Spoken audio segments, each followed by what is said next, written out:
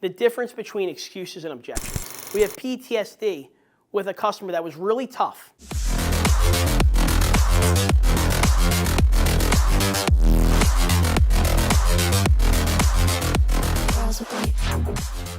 I believe if you really understand it and accept it for what it is, it changes your whole perspective on the communication you have with your customer. The difference between excuses and objections. And a lot of times as salespeople, especially if we're trying to really offer them the experience they deserve, if we're coming from a place of service, the sales will follow. But with that, we sometimes border the line of being a customer advocate. Now, I'll tell you my personal story. When I first started selling cars, I was really good at the meet and greet. I was really good at qualifying them, really good at selecting a vehicle, really good at demonstrating the vehicle, really good on the test drive, really good at going through the needs assessment or the guest sheet. I think the sheet we use here is the one we created many moons ago that I still use. Presenting the numbers, I could present them professionally. I could explain all of the options. When it came time to close, I didn't know what to do. Now, I'm a salesperson. Ironically enough, my first promotion in the business was to become a closer. And a couple things had to have happened. Number one, I had to understand that there has to always be an undertone of a business transaction. It's great to make a friend, but they're really not coming here to make a friend. They're coming here to accomplish something that's business. Making a friend's great. It's a byproduct of it. It helps close the deal. But if they leave in the same car they came in, did you ultimately do them of any service? Like, I talk about it a lot. You got a family at home. They're starving. You got to stock the shelves. You got to fill the fridge. You go to ShopRite. You ask the gentleman or lady, can you show me where the bread is? It's over here. The milk, it's over here. The lunch meat's over here. This, that, ba, ba, ba, ba, ba. But you don't know where to go and check out. If you leave empty-handed, did you accomplish anything at all, or did you just waste your time? So I started to understand that, all right, I have to give them that little nudge, and I'm not helping them if they leave in the same car because let's put money aside. Money is a bartering tool. Money is a representation of value, but it has no intrinsic value. It's just paper. Put the money aside. Wouldn't every customer that comes in here be happier leaving in a brand new car than the one they came in? They all would, right? And I say that to my customers. I say, Mike, listen, I would never do you the disservice of being anything but honest with you, but I know, because I buy cars too, that if you leave here today in the same car you came in, you're going to be a little or even a lot less happy than you left in a brand new car. My job is to make sure you leave as happy as possible. Now, the money, we're going to figure that out. That's the easy part. But I need you to understand that I'm looking out for your best interest to make sure when you leave this dealership today, it was worth your trip and you're happier than you were if you left in the same car. And that's honest stuff. There's a couple reasons why customers make excuses.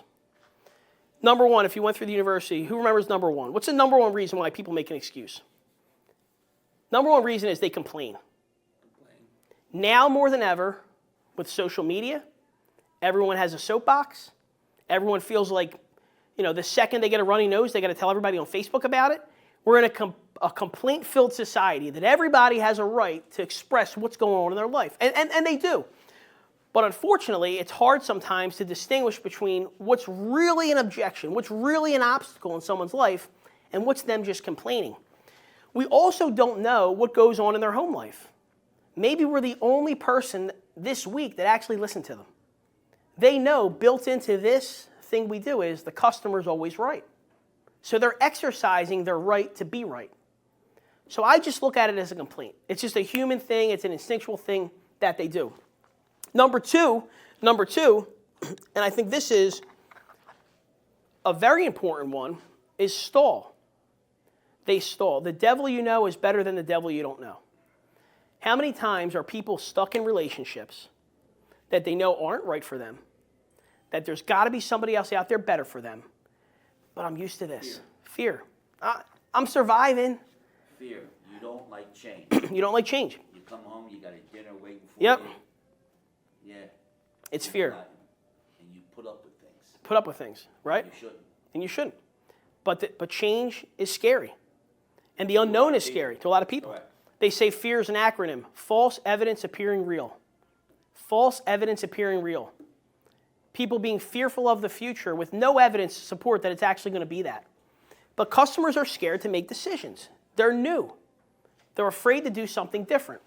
So if they're not complaining, they could just be stalling, right? Not to rush, right? They don't want to rush into a decision, right? Number 3, it's funny how much they claim to not want to do this. Number 3, negotiate. They say they don't want to negotiate, but I believe every customer, you have to satisfy their need to negotiate. Nobody wants to feel like they're coming in and just saying yes to everything. They want to feel like they played a part in reaching that decision. Drew Marco, God rest his soul, right? Drew Marco, God rest his soul. I was in the finance office one day. He was getting a deal done through TFS, 560 score, got me the tier 1 like he always did. And he said, Anthony, he said, a good deal to me, a good deal is when one person's happy and the other person's sad. And then the other person's happy and the other person's sad. And what Drew was saying is that it's a give and take. It's a compromise. That makes a good deal. That removes any resentment.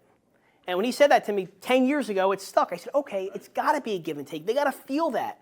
It's almost like a team building exercise. That's going to build rapport. It's definitely going to make for a better survey, too, when you sell them a car. Because they feel like you guys work together. You're part of the same team now.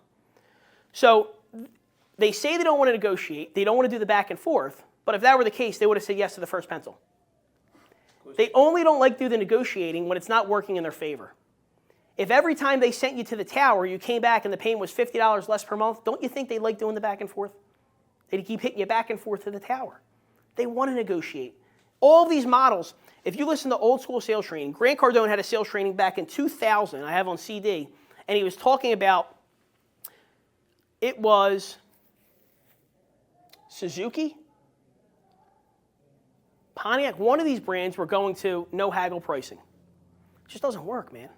It doesn't work. Even if they come in and you claim you're a no haggle pricing dealer, they're still going to haggle because they don't trust us yet. Saturn was known for that. Saturn, another one. He talked about Saturn. And that's why Saturn went out of business. 100%.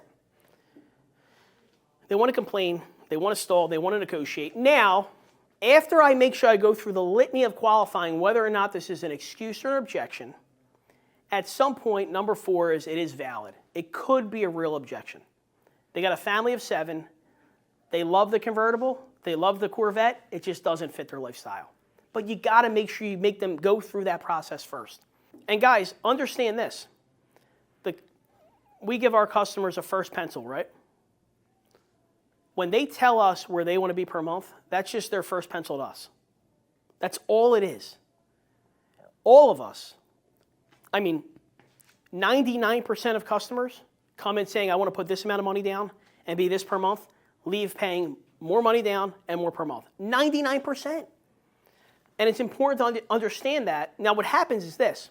Sometimes we get traumatized.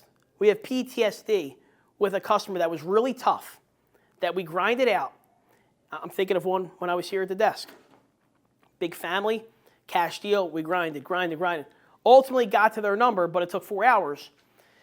We take that experience, and then we get euphoric recall with the next set of customers we get, and we assume, oh, it's going to be the same thing. It's not. You have to give every customer the credit that it's a different experience. And just like relationships, you had a bad relationship with somebody in the past, you can't take it out on the new person. And you can't take it out on yourself and psych yourself out that this experience is going to be just like the last one. They each have a life of their own, right?